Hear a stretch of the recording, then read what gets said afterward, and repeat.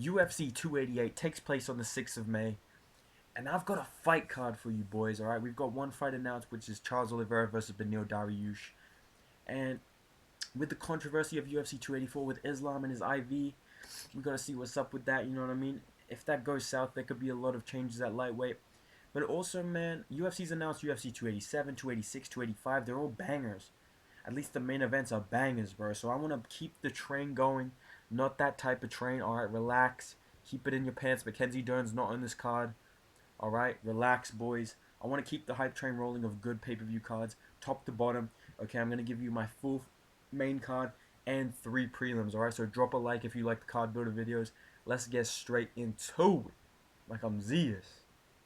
Fucking love ZS, bro. If you remember ZS, bro, you're a fucking real one. All right. Opening the card. I'm gonna go in the heavyweight division. Okay, I wanted Tom Aspinall in this card. I don't know when he's coming back. Okay, I want this card to take place in probably Phoenix, maybe Vegas, but I'm feeling a bit of Phoenix with this card. I'm feeling a bit of Arizona in this card. You know what I'm saying? Let's open this card with a bang. Let's get some pay-per-views sold. Let's get Tai Tuivasa on the card versus Jairzinho Rozenstruik. This is a great bounce back fight for Tuivasa. And I think this makes sense ranking wise for Rozenstruik as well. He's on a bit of a winning streak at the moment. Or maybe he's not. I don't know. He just knocked out Chris Daukaus, so that's a big deal. Chris Daukaus is the heavyweight GOAT, as we all know. Besides Parker Porter, pound for pound top 2 fighters in the world. Chris Daukaus, Parker Porter. If you disagree, you're fucking wrong. That's it. You're done. All right. This is like my last video. Like, fuck, bro. But look, man. I think Rozenstruik versus Tuivasa makes a lot of sense. Rozenstruik's been kind of streaky. He's 3-3 in his last 6, I believe. Tuivasa's lost 2 in a row. He was on a good streak, and then he kind of ran into the wrong guys. Cyril Gane, Sergey Pavlovich, 2 of the most dangerous strikers at heavyweight. I think Rozenstruik's still a dangerous test. It is a very winnable fight for Rozenstruik, but at the same time, it's a good bounce back for Tuivasa. He's going to have time to prepare. This takes place in May. It's going to be in Arizona or Vegas. It's going to be a fun crowd. It's going to be a fun event. Let's put Tuivasa on there. He's going to sell at least 50k pay-per-views, man. Everybody loves Tuivasa. And I just think seeing Oliveira and Tuivasa on the boat kind of got me hyped, and I was like, let's get them on the same card together, bro. Let's get these boys hanging out together in Arizona, you know what I'm saying? That's going to sell some pay-per-views, man. Charles Oliveira is a big deal as well, so you put Tuivasa on the card as well. It's going to sell, okay? So that's my main card opener is Tuivasa versus Rozenstruik. Moving on to a fight that just got announced. I really like this fight. I want to talk about it very quickly. Bryce Mitchell versus Jonathan Pearce. That's going to be my second fight on the card. Very good fight for Mitchell. Very good fight for Pearce. Very well deserved. I think he's on a 5-fight winning streak. And Mitchell looked terrible in his last fight, so he definitely deserves an unranked opponent to kind of build himself back up. Winnable matchup for both guys. Very interesting to see. I lean Pearce, maybe because I'm a bit of recency bias, just because how bad Mitchell looked. I don't know if it was just how good Topuria was, but also how bad Mitchell looked, especially on the feet.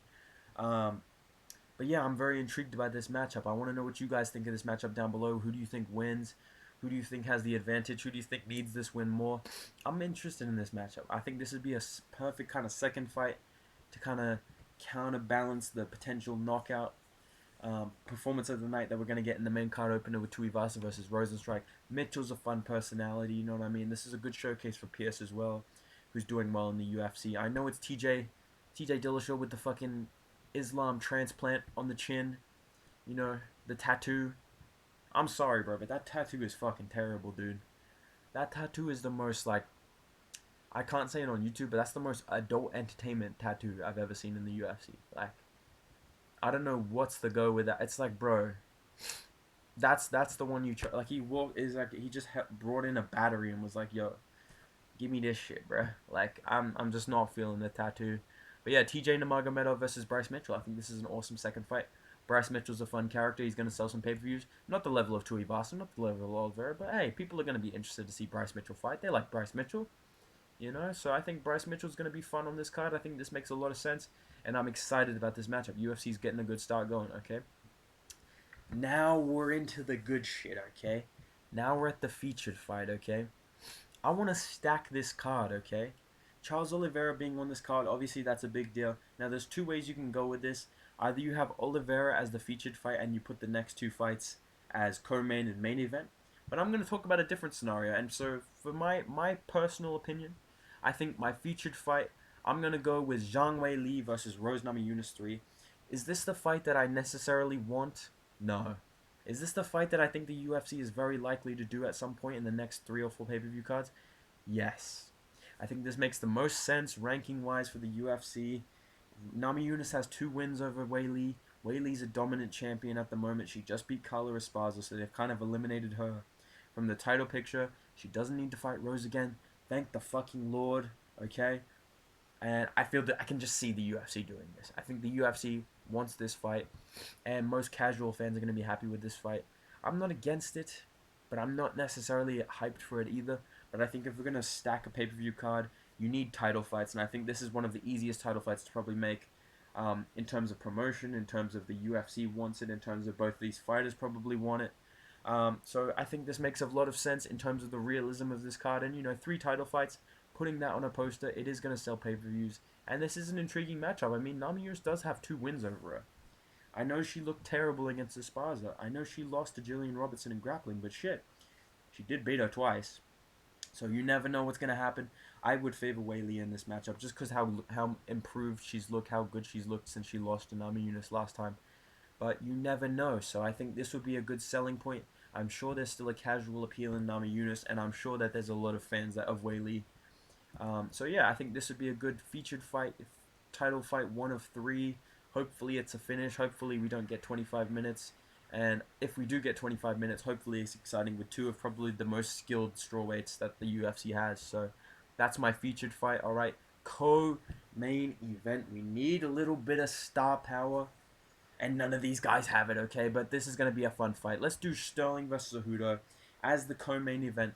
Now, if Charles Oliveira versus Beneil Dariush is your featured fight and this is your main event, then having 2 title fights and Charles Oliveira is going to do well. But I'm going to put this as the co-main event. I'm going to tell you why in 1 second. I think Cejudo's going to do everything in his power to try and sell this fight. So is Sterling, but I mean, my man's pulling 2K views on YouTube with 40K subs. Cut him some slack. It's not his job to promote, bro. He's trying, okay? I like Sterling, man. I've actually liked some of his videos recently. I like his opinion piece videos. I think they're a lot more interesting than his normal stuff. But yeah, let me stop talking about YouTube. Let me talk about these guys' fights. Battle of the YouTube battles. Cejudo wins. But in terms of fighting, Sterling needs to fucking get back in there, dude. I'm sick of this guy sitting on the sidelines complaining about, oh, all the other champs are inactive. Why can't I be inactive? Shut the fuck up, man. Shut up, bro. Get in there and fight, man. Do I think Cejudo deserves the title shot right now? I can see the point, but at the same time, would I rather see O'Malley? Yes. But if you put this in Arizona, then you got O'Malley in the crowd, and maybe you get a big moment. If one of these guys wins by finish and they call out O'Malley, and O'Malley's in the crowd, he stands up and he puts his hands up, the whole crowd goes crazy. Cejudo trains in Arizona. Weili trains in Arizona. See what I'm doing here? Do you see the genius at work, young lady? That's my shoe. I'm talking to my shoe. I'm serious though. Look at what I'm doing here. I'm putting this in Arizona. Okay, if Sterling wins and he calls out O'Malley, the crowd's gonna boo the fuck out of him. They're gonna cheer O'Malley. You've got a big title fight set up, okay? And it's on a card that's got Tui Vasa. It's got Bryce Mitchell, who's been on Fox News. It's got Weili Zhang. It's got Charles Oliveira. Did I say Charles Oliveira? It's got Charles Oliveira. And Henry Cejudo's going to talk that shit to build this fight up. So I think this is a fight that's likely to happen. I can see it happening on UFC 288. So let's make it the co-main event. And now, conspicuous by their absence, you may have noticed that I haven't talked about Charles Oliveira versus Beneil Dariush yet. And I've got a crazy theory, dude. I've got a conspiracy, if you will. Okay, look into it. To quote Eddie Bravo. Let's go down hypothetical lane here. All right, let's take a turn at fucking bullshit street and go down hypothetical lane. It may not be bullshit. I actually see a lot of validity to it, based on the way people are handling it. But let's say Islam is guilty of this IV thing, and he gets suspended. Maybe he gets stripped of the belt. Here's what I think the UFC is gonna do if that's the case. I think the UFC is gonna strip Islam Makhachev of the lightweight belt. Volkanovski, you're not fighting for the lightweight belt. You're gonna fight Yair Rodriguez. Back of the fucking queue. You're done. What does the UFC do with the lightweight title? 5 rounds. Oliveira versus Dariush for the vacant lightweight title. This was already for the #1 contendership. Tell me I'm fucking wrong. Yeah? Can you not see the UFC doing this? If Islam is guilty and the IV is true, which very well may be the case if Dan Hooker's so confidently saying it out loud, if Volkanovski's saying it in interviews, if it's true, Let's do Oliveira versus Dariush for the vacant lightweight title. Okay, we all care about this fight more than any fucking title fight that they're gonna put on this card. Let's be real. This is our main event. This is what we're here to see. This is the fight that we all care about. This deserves to be main event. And if Islam is guilty, then this is the perfect chance to make this for the lightweight title. Oliveira is deserving. Dariush is extremely deserving in my opinion, based on his win streak and his last win. Let's do it, bro. Because then the winner of this can fight Volk, or the winner of this can fight maybe Fiziev. You know, I feel like this opens up lightweight, and we already have a ready-made title fight in case Islam is guilty. Now, obviously, if Islam's not guilty, then this can be the featured fight, and the main event can be Cejudo Sterling. You can do Weili Zhang versus Rose Namajunas. Maybe you throw Brandon Moreno versus Alejandro Pantoja as well on the card. You have 3 title fights: Dariush and Oliveira, and then you have Tai Tuivasa opening the card, and then maybe you move Mitchell and Pierce to the prelims. Okay. Speaking of the prelims now, if you like my idea, drop a like down below, comment down below if you agree. But let's do the prelims now. Okay. First prelim I want to see.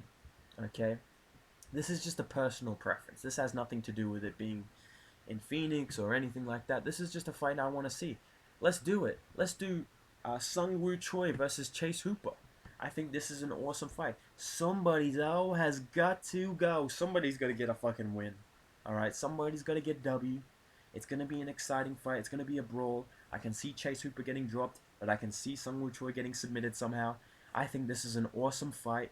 This makes a lot of sense in terms of where they're at in their careers, and somebody's got to get a W. That's what I'm saying. Somebody though has got to go. Okay, so that's my first prelim. I think the crowd would make this fight into something special. And yeah, I think just 2 young guys who are kind of on a skid right now, who need a win. Let's put them against each other, and I think it'd be fireworks, okay? Second prelim we're going to do, I've suggested this fight before. I think it fits well on this card. Let's do Nasruddin Imavov versus Cal Baralho. Imavov looked terrible against Strickland. He needs an unranked opponent. Cal Baralho deserves a shot at the rankings, in my opinion. He's not getting Darren Till. He's not getting fucking Chris Curtis. He's not getting Kelvin Gastelum. Let's do Imavov versus Baralho, yeah? I think this makes a lot of sense. I think these are 2 guys that the UFC is interested in promoting, so let's put them on a pay-per-view on the prelims. Maybe they headline the early prelims, or maybe they're the co-main event of the prelims. But I think this makes a lot of sense. And we got ranked actions on the prelims, bruh. I'm doing it better than the UFC. I got ranked guys on the fucking prelims, bruh. So I think this would be an awesome fight as well. Very interesting matchup in my opinion, okay? Last prelim we're going to do. We're going to go to the light heavyweight division. Another ranked fight that I really want to see. One of these guys has robbed his way into the rankings at light heavyweight, and the other guy has bounced back impressively from his loss and is on a bit of a win streak and deserves a tough test. I want to see Khalil Roundtree Jr. versus Carlos Ulberg. I think this would be a fucking awesome matchup, dude. As the headliner of the prelims, this would be an awesome fucking fight. Either way, the UFC gets something good out of this. The fans get a fucking barn burner, or they get a technical masterclass. Either way, I think these are the prelims you need to do, and I think this is the card you need to do. So if Islam is guilty, let's do Charles versus Dariush for the vacant lightweight title. If you agree, drop a like, subscribe, comment down below your thoughts. Am I right? Am I wrong? What do you think? Let me know down below, boys. Follow me on Instagram at Bedtime MMA. Go follow me on Twitch as well, twitch.tv/BedtimeMMA. I love you. I'll see you in the next video. Goodbye.